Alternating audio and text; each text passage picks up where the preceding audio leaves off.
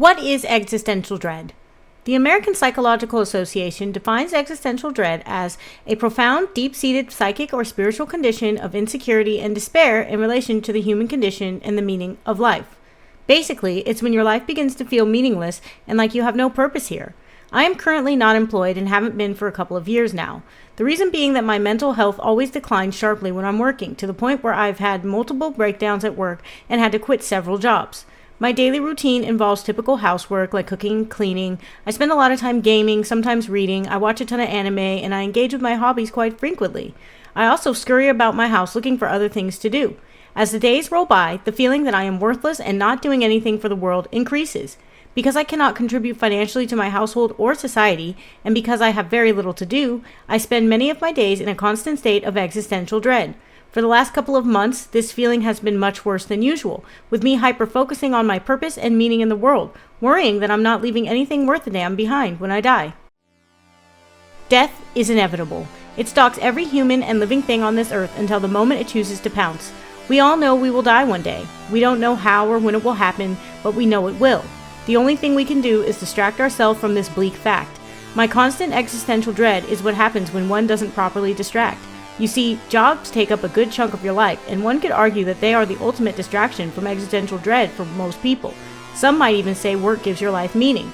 But what happens when you run out of distractions? For me, I spiral into a never-ending loop of thoughts about my life, what it means to be alive, and what it means to have purpose and meaning. Without work, I feel useless in the world, like I'm simply existing until my inevitable perishing moment. I'm not afraid to die, I'm afraid to die without leaving anything behind to signify my time here. Today, I finished reading Girls Last Tour, a manga that told me with all its might that you need to accept your death and keep pushing forward despite it.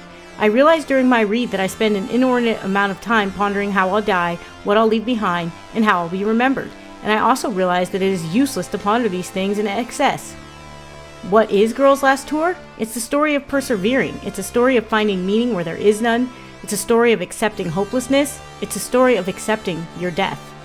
Everything is hopeless in the post-apocalyptic world of Girls Last Tour. Throughout the entire manga, our main characters, Cheeto and Yuri, I'm sure I'm not pronouncing those names right, only run into two other human beings. The world was ravaged by war, leaving little to no life behind. By the time the manga starts, the world as we know it now has already come to a violent and gruesome end. We follow our protagonists on their journey through a megastructure-like environment. Their goal is to reach the top of the structure, where they believe there might be more resources and people. On their journey, they traverse the various levels of the structure while having many philosophical discussions. The discussions usually start with a question, such as, what's going to happen to us? What does life mean? By the end of the voyage, we get the question, are you afraid of dying?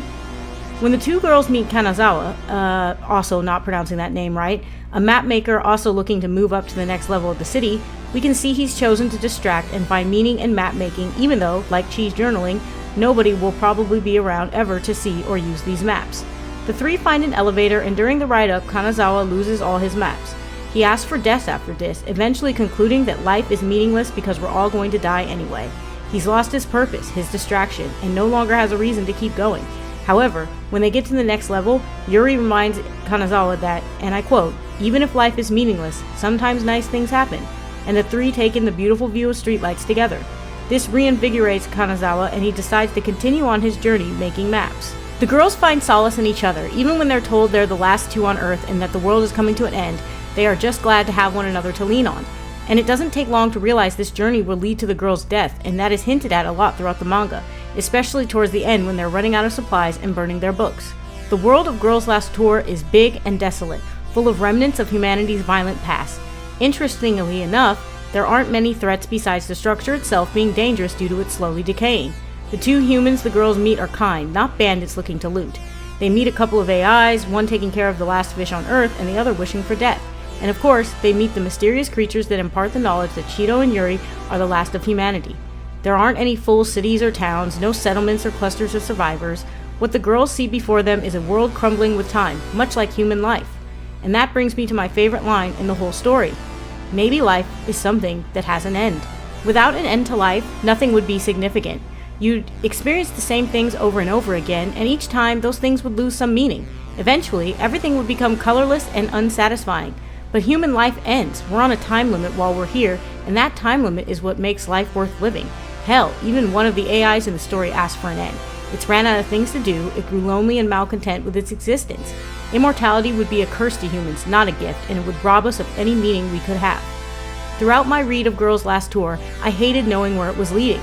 In my heart, I could tell this was a story about death, and the only logical conclusion to such a story is ending it with that.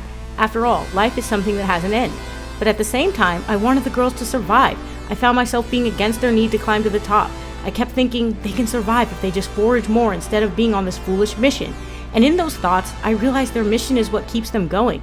And at some point, it hit me that their mission is a distraction from the reality of their situation. It's a goal, something to look forward to. Their deaths in the end, when they finally reach their goal, is, as I stated before, the logical conclusion. Death is the conclusion to every person's story, so even if they hadn't gone on a mission to the top, they'd still both eventually die.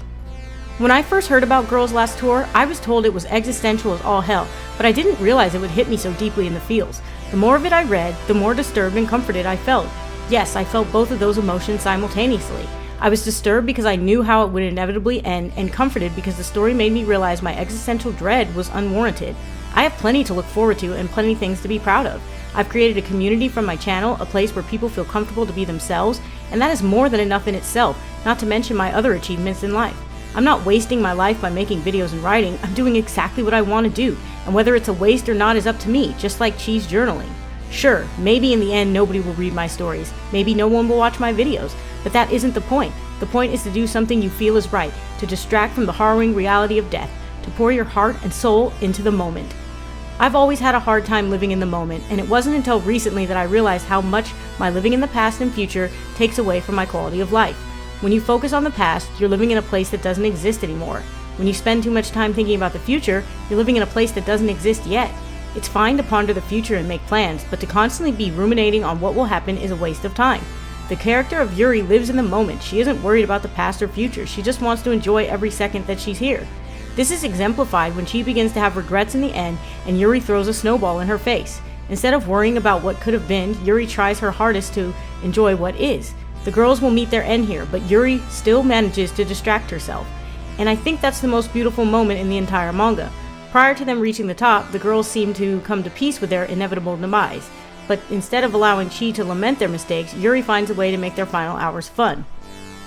And that's what life is all about, distracting until the inevitable, enjoying it until the end, and being with the ones you love.